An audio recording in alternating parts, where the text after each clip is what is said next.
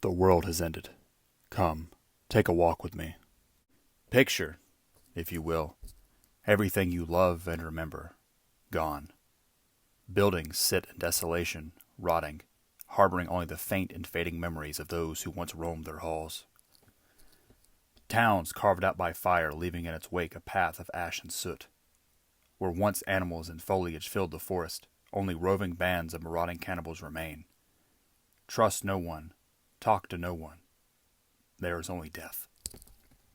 Depressed yet? Released in 2006, this is the setting for Cormac Mccarthy's post-apocalyptic post-apocalyptic novel, The Road. The story's simple. A man and his son are traveling to the coast amidst a dystopian landscape, where the only objective is to survive, if you can imagine. Now, I will keep this review as general as possible, just in case anybody wants to read it for themselves. And there are a few things that I'm going to leave out, but my main focus is to give the merits of what I believe McCarthy brings to this book through his own narrative and plot, and less of the very specific story details. I am a great magician. Your clothes are red!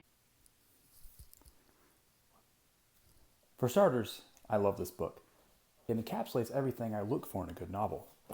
For example, the writing is great. Some might say he's being too artsy or trying too hard, but honestly, I think he really hits the nail on the head with this one.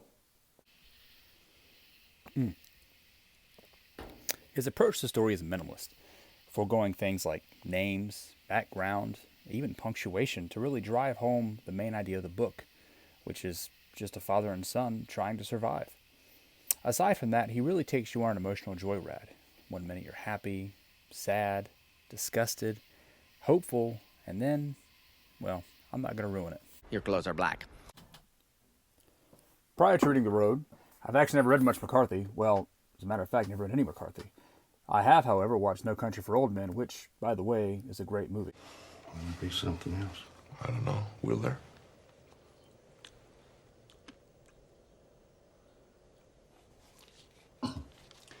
Now, ever since watching that movie, I've been wanting to read it ever since.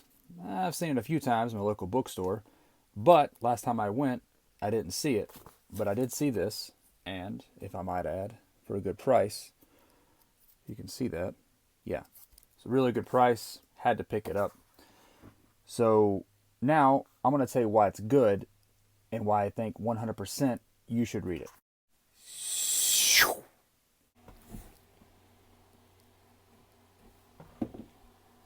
It honestly reminds me a lot of Faulkner, with his stream of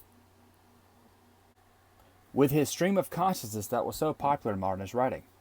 The idea is to write similar to how one thinks and feels. Set the stage, place the reader mid-scene, and let the character's thoughts and actions tell the rest. Another positive for this book are, of course, the characters themselves. While no names are given, the father and son are all they have left. So when the fear of starvation or being killed sets in, you begin to feel the immediate dread and gravity of the situation. The entire time I kept imagining if it were my son and I. Needless to say, these were the depressing parts, but also rewarding when they survived and kept walking. McCarthy's focus is the duo in their fight against death. The apocalyptic event itself is almost a complete mystery. This fact alone, I think, sets the story apart from others in the category. Between the short conversations and sometimes strained interaction between the two, McCarthy does provide various context clues as to the landscape, mostly in the form of dreary colors. For example, the colors black and gray are used 88 and 77 times, respectively. Black and gray represent not only the landscape, but also the overarching theme of death. There's only despair left. Everything's black and gray, bleak. There's no hope, there's no future. At least that's the setting he puts forth in his writing. Are you beginning to see a trend here? I mean, what else do you expect from the end of the world?